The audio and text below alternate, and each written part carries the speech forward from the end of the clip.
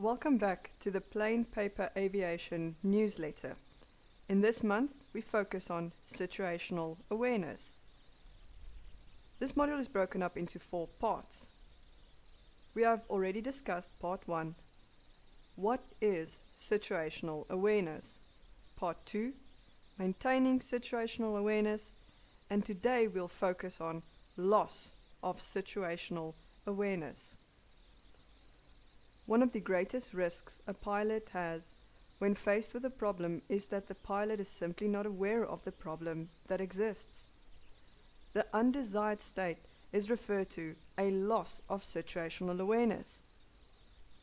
Loss of situational awareness is like a boogeyman sneaking up behind you. Danger is imminent, but you are pleasantly unaware of it.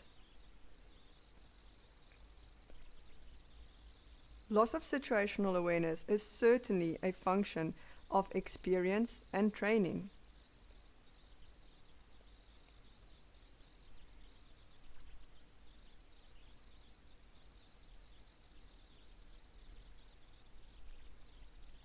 So what are some of the causes or reasons for loss of situational awareness that pilots have become victims to?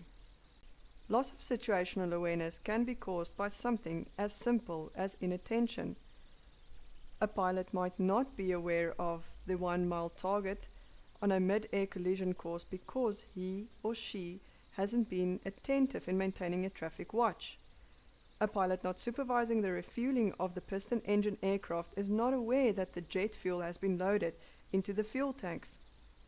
A pilot inattentive during the pre-flight inspection is not aware that heavy rains and poor gas cap seals have been conspired to put dangerous quantities of water in the fuel tanks.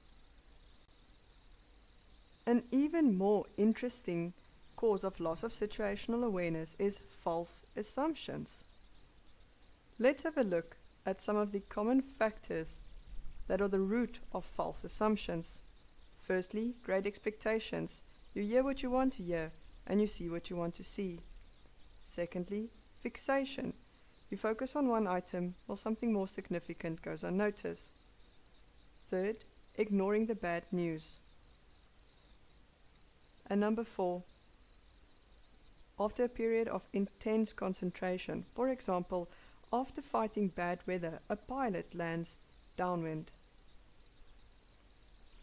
So, how would we know that we have lost situational awareness?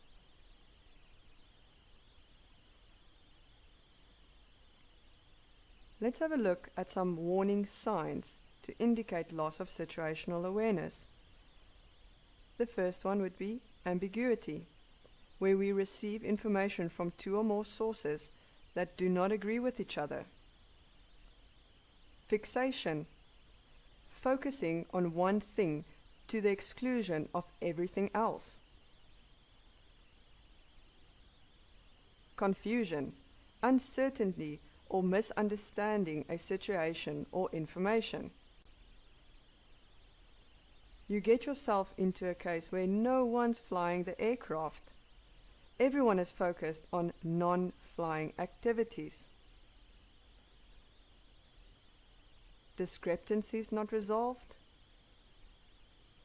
This can be due to contradictory data or personal conflicts. Expected checkpoints not met. This can be on your flight path, your profile, time and fuel burn. Breaking the rules. So breaking limitation, minimas or regulatory requirements. Poor communication. This can be vague or incomplete statements. Failure to follow the standard operating procedures. And you have a feeling of that you've got no time at all. You are in a hurry and you feel like you are behind schedule the whole time.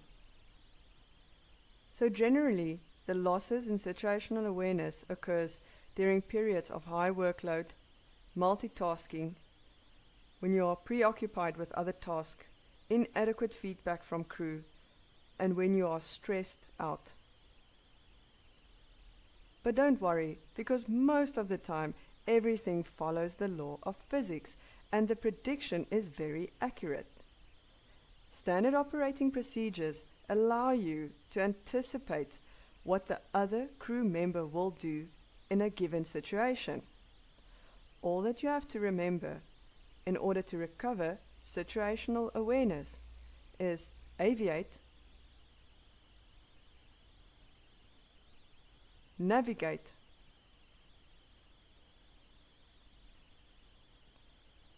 and communicate. In this, we refer to aviate as fly the aircraft. Navigate, where am I? Where do I want to be?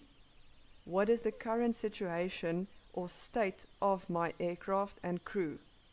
And then communicate the awareness. Only through painting the bigger picture and following these simple steps, we will be able to manage the now and the future of the situation that we are in. Thank you for joining us on part 3 of Situational Awareness, where we discussed loss of situational awareness. Please go and sign up in our newsletter on the website www.plainpaperaviation.com.